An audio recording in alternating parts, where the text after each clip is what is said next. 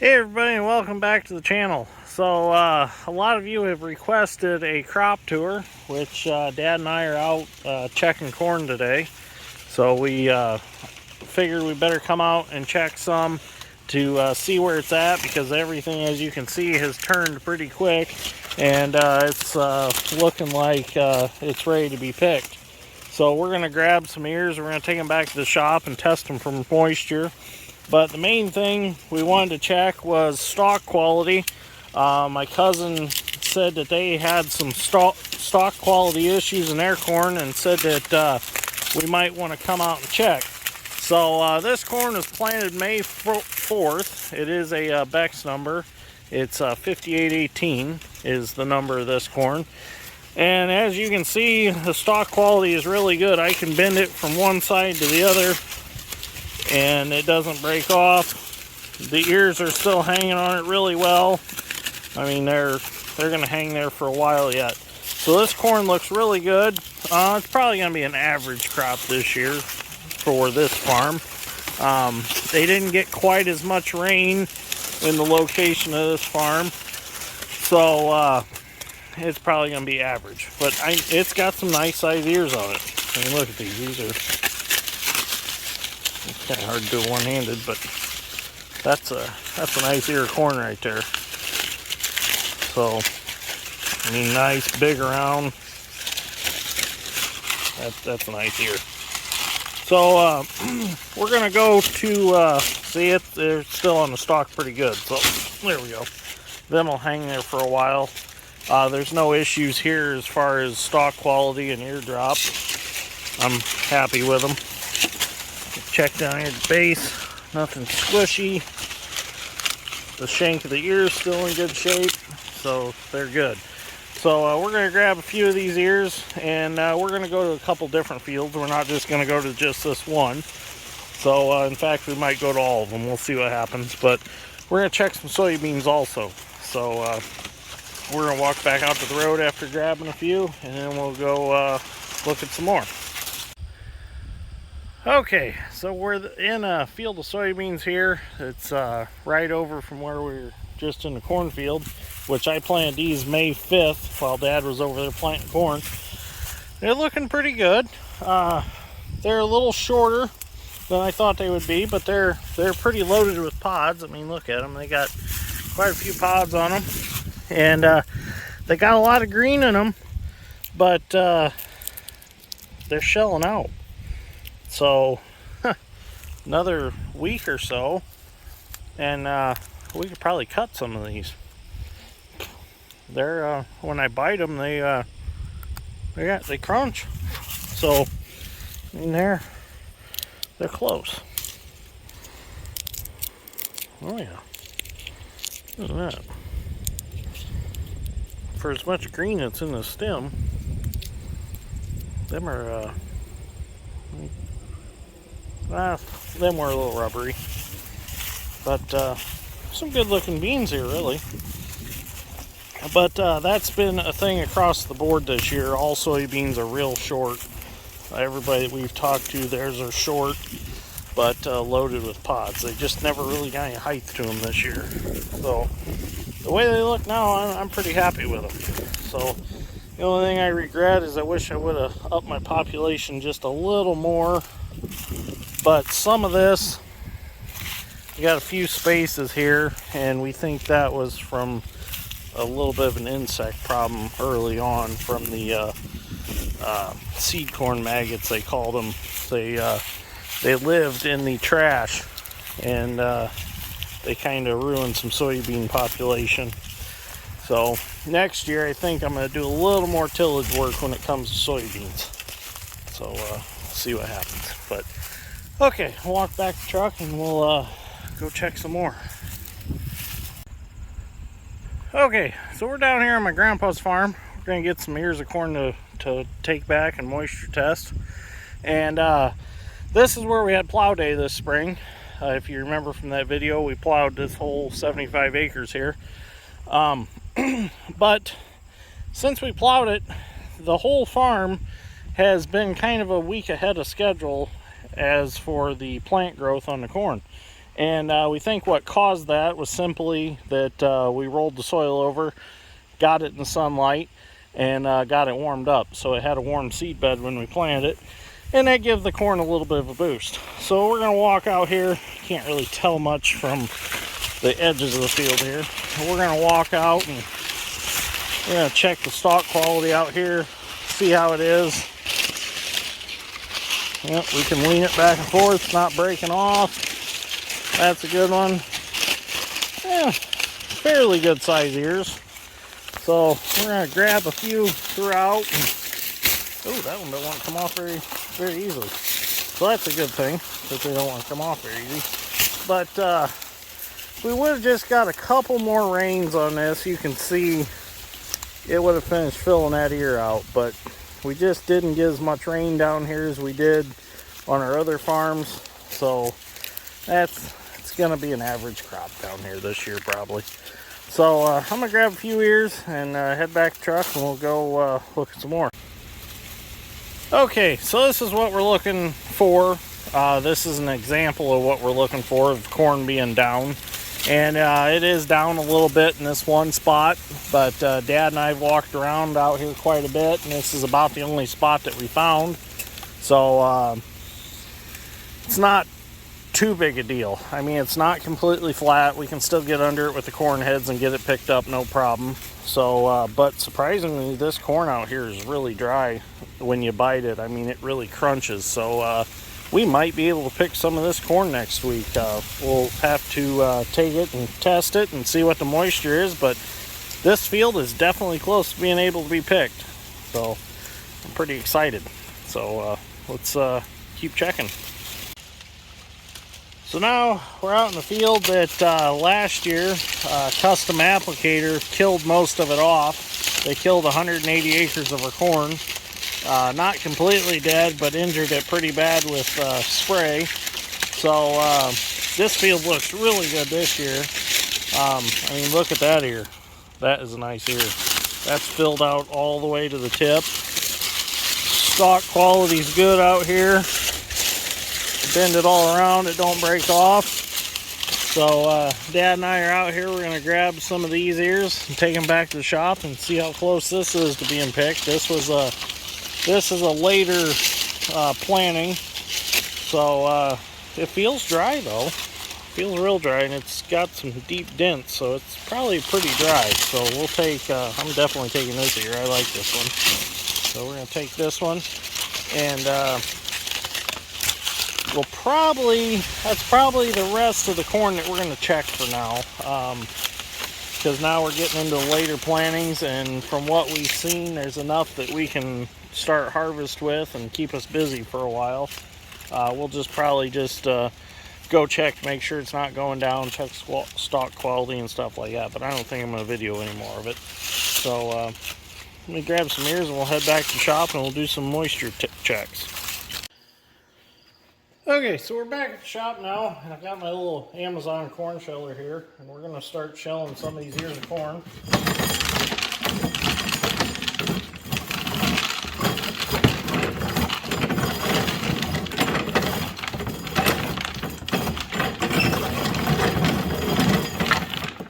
That kind of chews it up.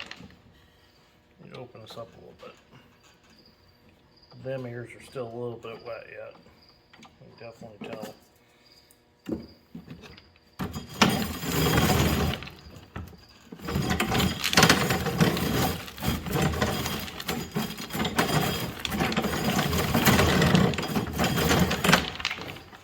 So as you can see, the 1660 is sitting in here, and I didn't do any videos on getting it ready because it really didn't need anything done to it other than just filters changed, oils changed, and greased it. So it wasn't very exciting. Dad, Strength, and I worked on it Thursday and Friday, and got it ready to go.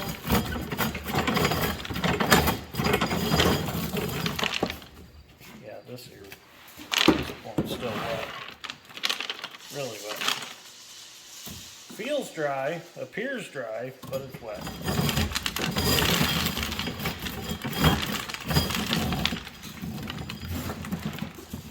Now the Gleaner, on the other hand, there will be some repair videos on it because it's got quite a bit of stuff. I'm gonna get it in here next week. Well, maybe even tomorrow I'll start on it. But I gotta see on availability of some of the parts for it, because it needs an unloading auger turret. It needs a complete rear chopper. I need to find a complete chopper for it because mine's in pretty bad shape. And it needs the auger trough in the grain tank redone because it's got some holes in the bottom and it recirculates grain in on top of the one rattle chain in the separator. So when you unload it in a truck, it puts about 5 bushel of grain back in the separator. So I got to fix that, definitely. And that didn't happen till like the last, probably day of harvest last year. So it's not like I run it like that for a long time, but it's a problem that does need addressed. So we're going to test some moisture on this and see what it's at. I think it's at like probably 25. Let's see what the tester says. Okay, so now we're going to test the corn that I just shelled. See what it is.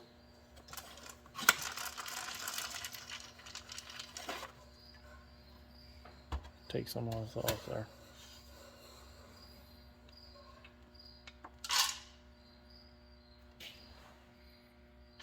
There you go.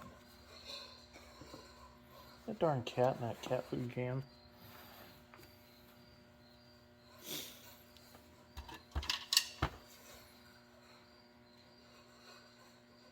Ooh, 30.2. I was close at 25. So that's still wet. It's gonna be a little bit before we pick that. Okay, so we're gonna do some more testing and see what we come up with. Okay, so now we got some corn off Grandpa's place, and we thought that this was dry, and it is. You can tell a big difference with it shelling with the sheller. You can tell it shells so much better because it's dry.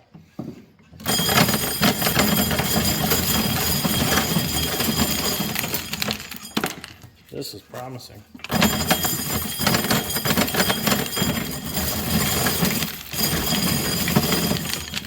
Should have got the India corn sheller out. The Korean Gleaner. The scary one. Okay, so we're going to test it and see what this does. Okay, so now we're going to test this, and this is going to be dry. Oh, look, it comes out of there so much nicer until it got stuck. Well, that little hole's not very big. There we go. Well, there's a few more kernels. There you go. Okay, let's see what it says. Moment of truth. Are we going to pick some corn next week?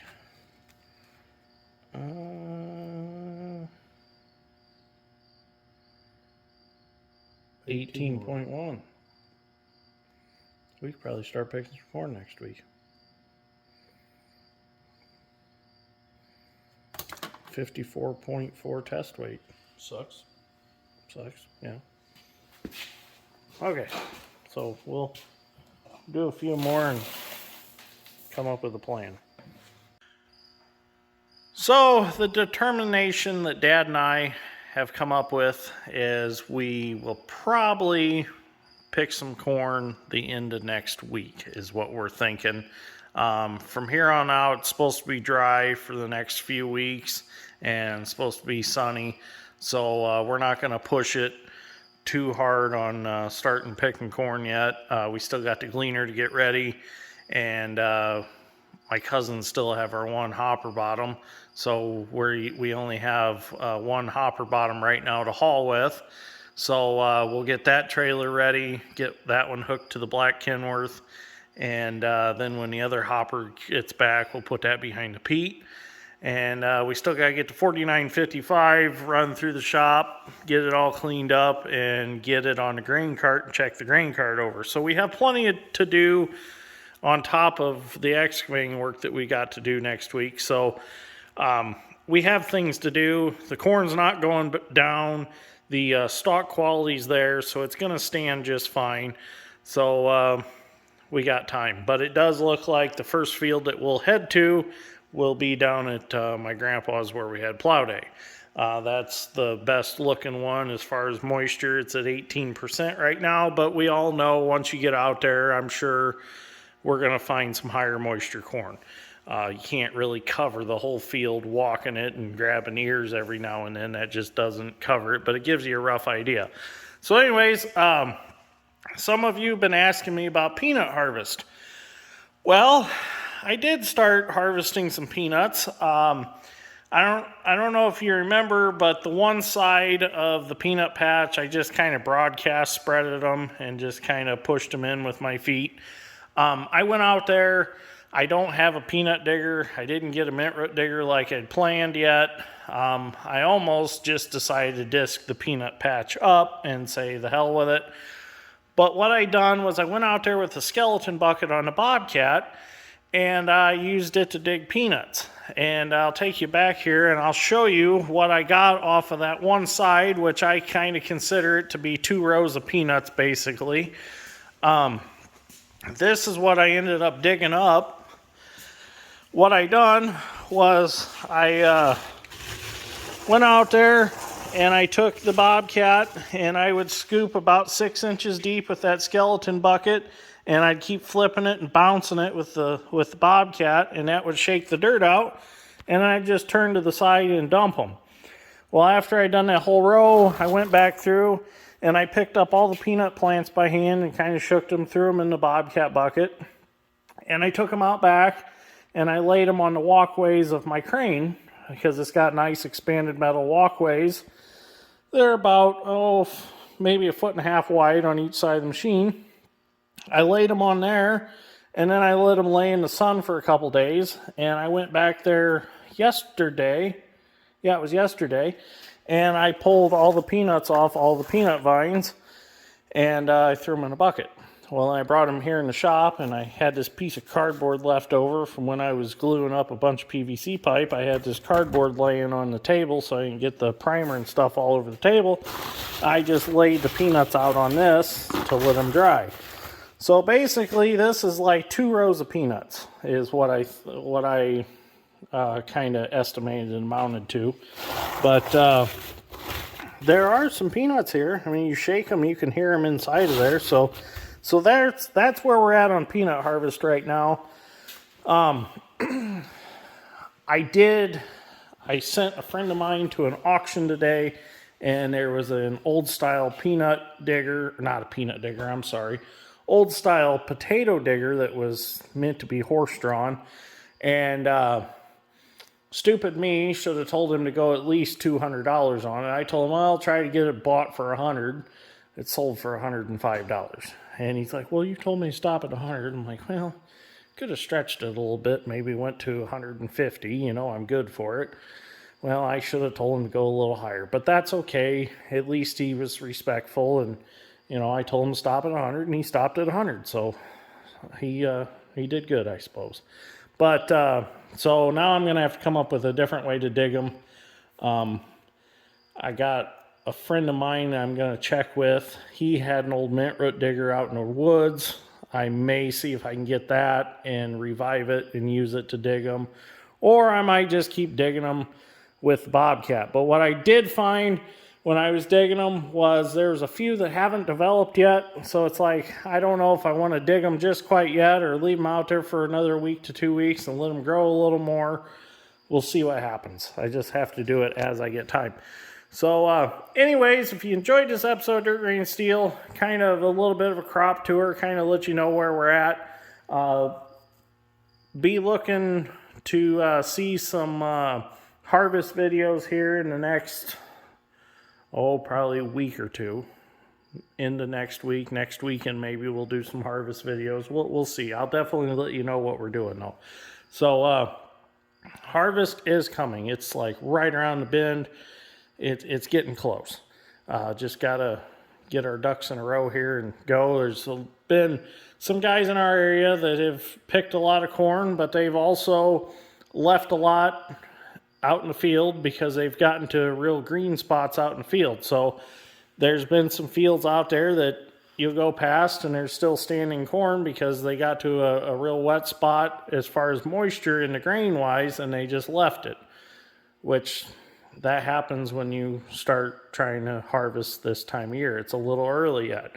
So I was really wanting to get to the point with the soybeans where when I move in a field, I don't have to leave anything, cut the whole field off, and not have to go back. So that's why I told Dad, I said, we're not going to push the issue on the soybeans as long as they're not popping out of the pods or staying in the pods. We'll just wait till all the green's gone and we just go in and mow them off. So anyways, if you like this episode of Dirt Grain Steel, give me a like. I'd greatly appreciate that. Thank you for watching, and we will see you all in the next one.